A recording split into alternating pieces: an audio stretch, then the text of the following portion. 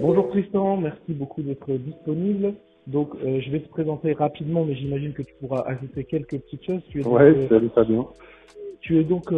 Ton métier, je pense que c'est d'abord et avant tout luthier et réparateur d'instruments. Je pense que tu as Ouais, exactement, ouais.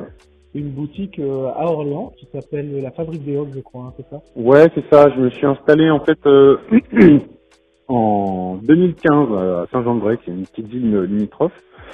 Et j'ai eu une opportunité là de déménager la boutique, d'agrandir et d'avoir une meilleure visibilité là depuis septembre de cette année. Ah, bah, super. Et donc, Septembre maintenant, c'est à 2024, Orléans. pardon.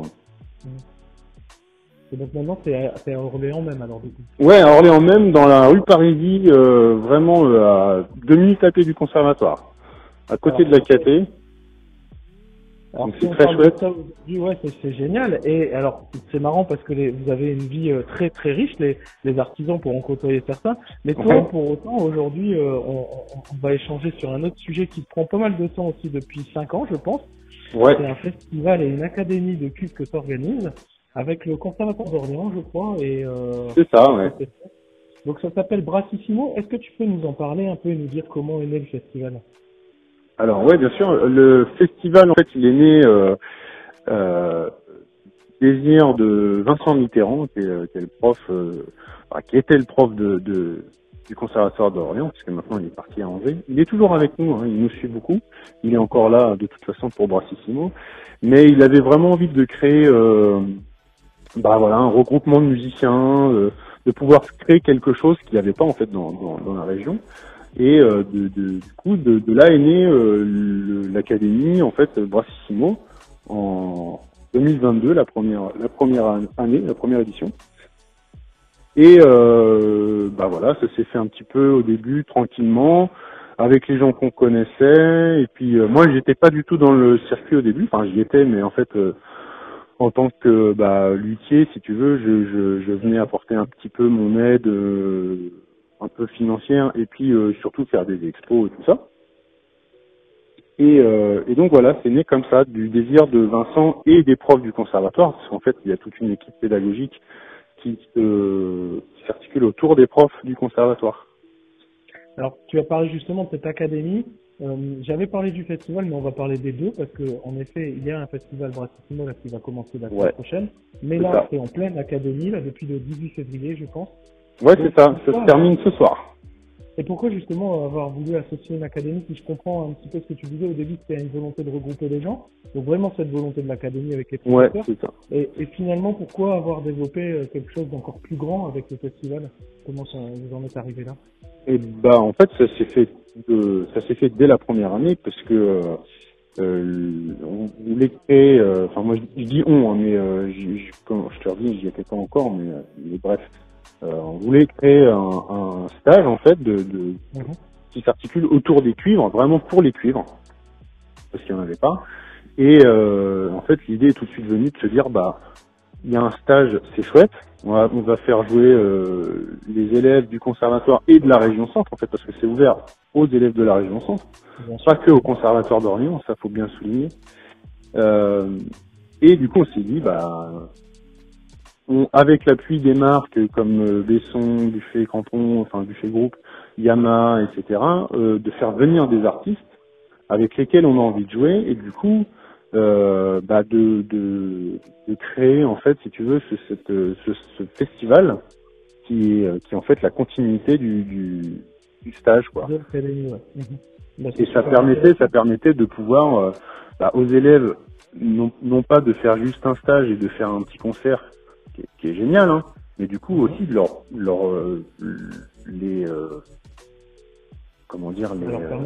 faire découvrir, leur faire découvrir les artistes qui sont internationaux, etc., qui jouent partout. Et partager la scène, parce que je pense qu'en effet, ils ont un concert de restitution. Alors là, aujourd'hui, ils vont jouer ce vendredi là leur concert de restitution, mais ils participent la semaine prochaine, dès le vendredi soir, au concert c'est je crois le 28 février, le vendredi. Oui, donc effectivement le vendredi soir avec le projet Guy Evans, l'ensemble des profs qui sont regroupés en fait dans l'ensemble des cuivres du Loiret. Donc tous les profs de la région centre se sont fait regrouper pour faire un ensemble de cuivres du Loiret. Ça permettait d'ouvrir aussi ce festival et qui est sous la direction de Julien Van Hout, qui est le directeur du conservatoire de musique d'Orléans. Alors, et donc, justement, ça permet aux élèves, comme tu dis, de partager la scène. Mais voilà, exactement. Du coup, ils jouent vraiment dans des conditions professionnelles, dans une belle salle. Et ouais, là, ouais, carrément. On parle aussi, moi je voulais dire aux gens, enfin, ça c'est peut-être aussi une des marques du festival Brassicino, c'est qu'il y a beaucoup de rendez-vous gratuits. Et ouais, complètement, ouais. C'est clairement gratuit. Ça a été c'était un désir pour nous, c'était vraiment un souhait de pouvoir offrir un maximum de choses. Alors c'est très compliqué, puisque voilà, on fait venir des artistes qui ont un certain coût, et c'est normal. Mais on avait aussi le désir de pouvoir offrir aux gens la qualité de certains concerts. Donc en fait, je rappelle, le vendredi soir c'est bien gratuit, donc n'hésitez pas à réserver. Moi je mettrai le lien dans la description, comme ça les gens peuvent aller. C'est ça, et c'est au théâtre Gérard Philippe, il y a beaucoup de place, c'est un très grand théâtre, donc faut vraiment pas hésiter, il y a de la place. Bon, c'est parfait, on note ça et on essaiera aussi de partager toute la publication. Alors justement, moi, dans mes questions que j'avais préparées, quel défi, on va dire, quel est le défi qui vous a été le plus difficile à surmonter? Le défi, en fait, qu'on a tous les ans depuis le début, c'est de trouver des sous. C'est ça le plus gros défi. Parce que des artistes, on en trouve et c'est chouette parce qu'ils répondent toujours présents. Et on prend vraiment un plaisir de pouvoir les inviter, etc. Mais effectivement, c'est la partie financière, on va dire, qui est un peu délicate dans le sens où on cherche des subventions, des mécénats, etc., etc. Parce que c'est vraiment la partie la plus complexe à gérer, on va dire. Tu peux apporter justement une précision par rapport à ce que tu dis. Ce que j'ai l'impression de comprendre, c'est qu'en 4 ans, on prend des automatismes sur des choses, sur l'organisation. J'imagine des hébergements, des repas, tout ça, il y a des bien sûr. Alors qu'en fait, au niveau financier, il n'y a jamais d'habitude d'une année à l'autre. Ah non. De zéro, en fait. Ouais, c'est ça. À chaque fois, on est obligé de reprendre tout. Puis en plus, on a plein d'idées pour plein d'artistes, plein de groupes. Mais c'est voilà, à chaque fois, on mouille un peu la chemise, quoi. On se dit, il faut que ça le fasse parce qu'on a envie d'offrir justement, encore une fois, aux élèves qui connaissent pas forcément, parce que moi, je vois plein de gens passer au magasin qui ne connaissent pas forcément les groupes ou les artistes qu'on fait venir. Donc c'est aussi ça le but du festival, c'est de rassembler un maximum de gens autour de la musique cuivre, quoi. Bien sûr. Et pourtant, et ça on va le dire, vous faites quand même venir des têtes d'affiche. Enfin, on voit sur cette année Hélène Estiva, avec David Guerrier. Bon là on est sur Trompette Actu, donc c'est sûr qu'on parle beaucoup de trompette, mais oui. Je sais qu'il y a aussi, je crois qu'il y a Antoine Dreyfus qui vient au corps. Antoine Dreyfus il vient avec du coup le quintet Turbulence. Mais on l'a fait venir l'année dernière comme artiste principal et soliste du festival. Et vous avez pas mal de collectifs aussi, je crois, cette année, avec notamment le samedi plusieurs représentations d'un... Ouais, carrément. C'est du théâtre musical, même, j'ai regardé un petit peu. Alors en fait, c'est la compagnie La Belle Image, qui est vraiment un ensemble très réputé dans le coin, et qui porte d'ailleurs, qui c'est une espèce d'ensemble ultra festif où ils font de la musique, on pourrait dire, de la musique un peu de rue, où oui, bien sûr. Ils sont un peu déguisés, ils jouent, ils chantent, ils font des mouvements, c'est vraiment, c'est hyper interactif et c'est vraiment, je sais pas comment on fait pour rester assis, tu vois.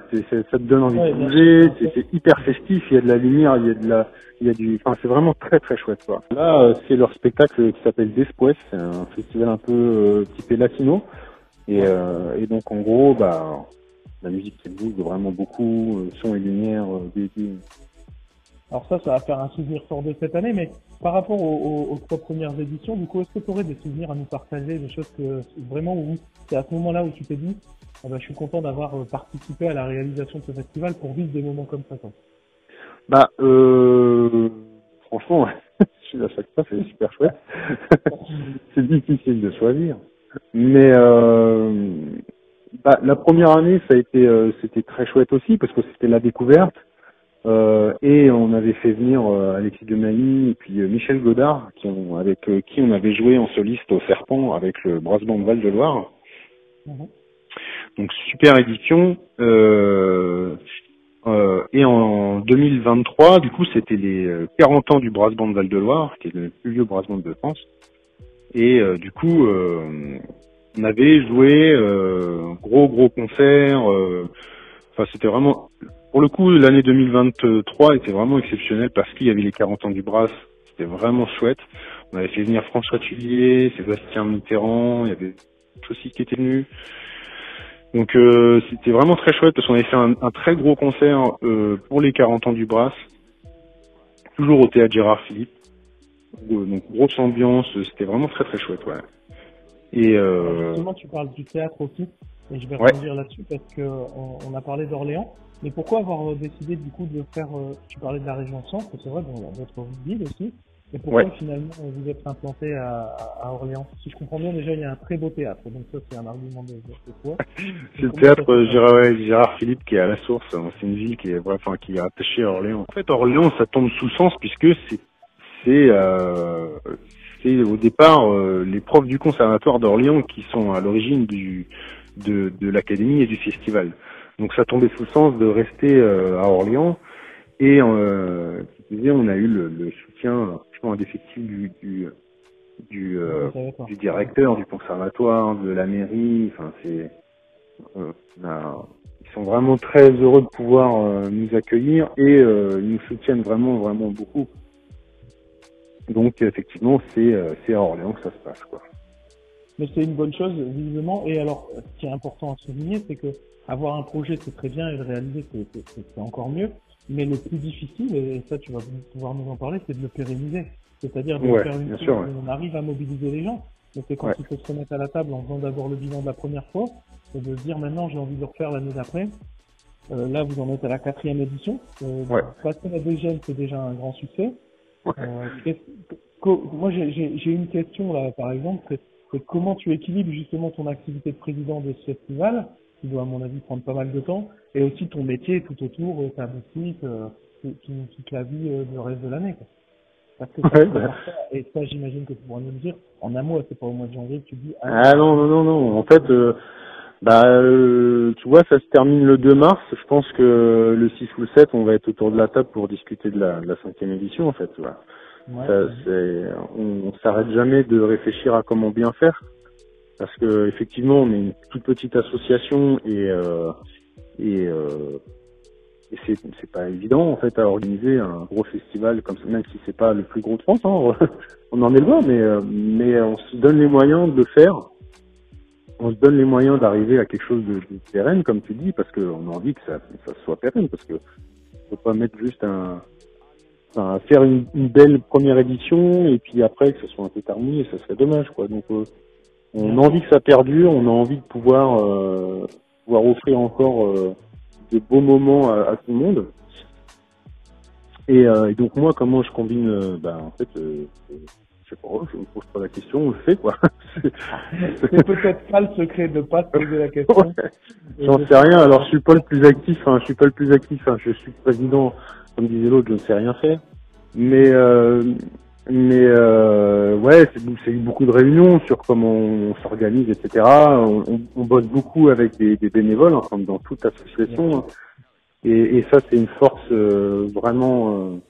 Je tiens à les remercier. Je les remercierai toujours de toute façon parce que ils font un boulot de taré sur l'organisation de plein de choses. En fait, quand on n'y est pas, on se rend pas bien compte parce qu'on s'assoit dans la salle, on écoute le concert et c'est chouette. Mais en fait, en coulisses, il y a 1000 trucs à faire, quoi. Il y a 1000 choses à faire.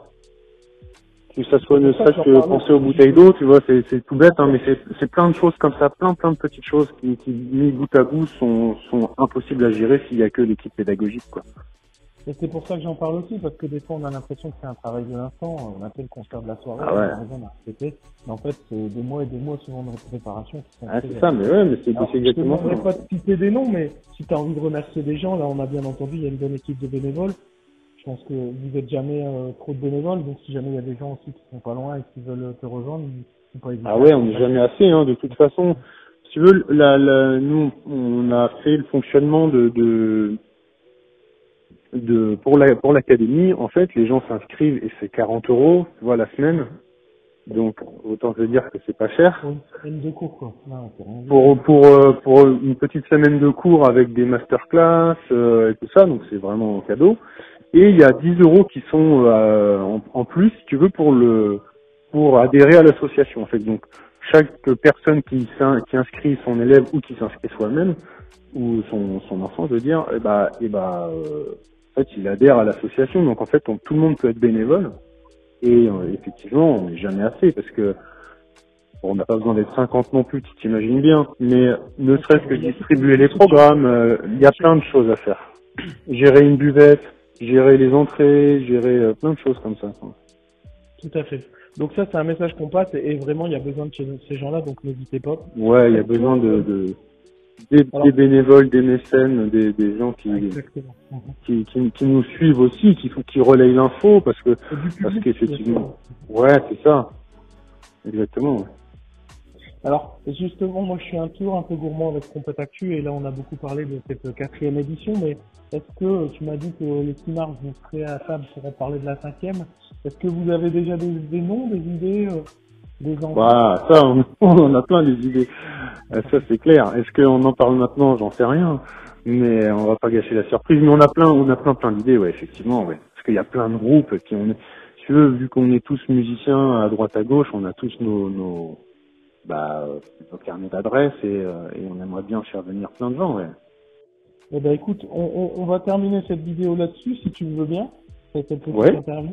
Merci beaucoup pour ton temps. Je ne sais pas si tu souhaites rajouter quelque chose. Moi, ce que j'ai envie de dire aux gens, c'est rendez-vous à partir de mercredi. Je pense que c'est ça, ouais, mercredi avec Antoine Gannet. Ouais, au trombone. Je pense qu'on commence au trombone. Ouais, ça commence avec Antoine à la salle de l'Institut, qui est la salle mythique du Conservatoire d'Orléans. Et donc il y aura les élèves trombonistes des écoles du Loiret et qui vont jouer tous ensemble, en gros. Et puis Antoine qui jouera après quelques pièces aussi. Très bien. Et comme tu l'as dit, après Hélène dès le jeudi. Hélène le jeudi avec Pierre Cussac et le quintet Brassissimo, donc qui est le quintet des profs du conservatoire, accompagné de Jérôme Damien qui est accompagnateur piano. Et donc après on en a parlé, Gilles Evans avec les. Voilà, c'est ça. Le samedi, le spectacle des Souhaits. Il y a une troisième partie aussi le vendredi, je pense que là. Et puis l'ensemble de cuivre de l'académie qui joue aussi les professeurs. Il y a l'ensemble de cuivre de l'académie, donc ouais, et l'ensemble de cuivre du Loiret qui regroupe tous les profs de la région. De toute façon, on mettra le détail de la programmation pour que les gens puissent aller voir. Tout se passe sur Hello Asso. Et du coup, j'en profite pour rappeler, Hello Asso, vous pouvez soutenir l'association aussi directement. Donc, n'hésitez pas si vous n'avez pas l'occasion de oui, complètement. Il y a moyen c'est possible de réserver ses places et de faire des petits dons ou des gros dons. Ou des gros dons. Hein. Et donc oui, il y a encore des places. Faut pas avoir peur. Il y a encore de la place pour les grandes scènes, qui même pour de toute façon tous les jours il y a encore de la place. Ça se remplit quand même, mais il y a de la place. Et puis on est toujours sur soit des entrées libres sur réservation, soit des tarifs assez réduits quand même, parce que c'est de 5 € à 20 € par exemple. Tu vois, on termine le festival par le fameux quintet de cuivre Turbulence. Avec David Bernier et Guillaume Gel le dimanche. Ouais, c'est ça. Ouais. Et là, on est à 20 € ou 10 €, tu vois. Donc, ouais, pour un concert de ce niveau-là, vraiment se donner. Donc, n'hésitez pas à tous les gens qui nous écoutent en tout cas. Merci Tristan, je vais te laisser retourner. Je crois que tu es à ton atelier. Déjà pris pas mal de temps. Je peux rajouter aussi que en fait le festival cette année il s'exporte un peu hors les murs, donc on a 2 autres concerts, des cuivres du Loiret, donc toujours sur la direction de Julien Vanhout, le directeur du conservatoire, et le grand ensemble des cuivres du Loiret, qui sera le jeudi 6 mars à l'espace des Carrières à Ormes, qui est une ville pareille, limitrophe d'Orléans, là où répète d'ailleurs le Brasement de Val-de-Loire, et le samedi 8 mars au théâtre d'Orléans cette fois-ci, dans la grande salle du théâtre d'Orléans, avec le Brasement de Val-de-Loire et la musique municipale d'Orléans. Donc là, on fait un programme sur Ravel. Et voilà. Et ben, on partagera ça sur Trompette Actu en plus. Et, super. Bravo, très belle réussite en tout cas. Bah ouais, merci beaucoup, merci à toi. Bah, avec plaisir. À bientôt, on se revoit. À bientôt. Ouais, carrément. Salut. Merci Tristan, salut.